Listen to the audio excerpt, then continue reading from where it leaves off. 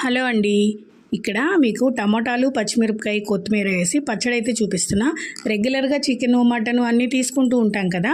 పప్పుచారని ఇట్లాగా non veg కూరలు కానీ, వెజిటేబుల్స్లో కూరలు కానీ రెగ్యులర్గా తీసుకునేవి. కానీ కొంచెం డిఫరెంట్గా, నోటికి టేస్టీగా అప్పుడప్పుడు ఇలాంటి పచ్చళ్ళు కూడా చాలా బాగుంటాయి. ఇది వచ్చేసి నేను పచ్చిమిరపకాయలు, టమాటాలు, చింతపండు వేసి కొత్తిమీర వేసి చేశాను.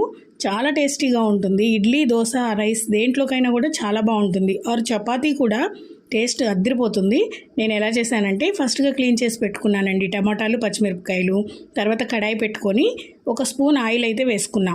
ఈ ఆయిల్ కొంచెం వేడెక్కిన తర్వాత ముందు పచ్చిమిరపకాయలు వేశాను, తర్వాత టమోటాలు వేశాను. దాంట్లోనే కొంచెం చింతపండు వేసి బాగా అవి వాడిపోయేటట్టుగా వాడ్చుకున్నాను అనమాట. తర్వాత అవి చల్లారిన తర్వాత రోట్లో, అంటే మిక్సీలో కాకుండా రోట్లో వేసి దంచితే టేస్ట్ వేరేగా ఉంటుంది. మిక్సీలో అయితే వేరే టేస్ట్ వస్తుంది. రోట్లో వేసుకొని ముందు పచ్చిమిరపకాయలు, తర్వాత వెల్లుల్లి, ఒక స్పూన్ జీలకర్ర, ఉప్పు వేసి దంచా.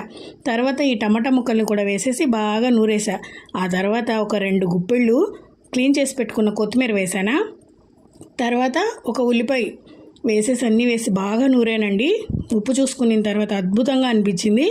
వేడి వేడి అన్నంలో కొంచెం నెయ్యి వేసుకొని పచ్చడి బాగా కలుపుకొని తిన్నామంటే మాత్రం నోటికి కొత్తగా అనిపిస్తుంది. టేస్ట్ అనేది రెగ్యులర్గా తినేదే కాకుండా అప్పుడప్పుడు ఇలాంటి పచ్చళ్ళు కూడా మనకి కొంచెం డిఫరెంట్గా అనిపిస్తాయి. ఇది దోశలోకి కూడా చాలా బాగుంటుంది, ఇడ్లీలోకి బాగుంటుంది, చపాతీలోకి కూడా బాగుంటుంది. ట్రై చేసి ఎలా వచ్చిందో చెప్పండి.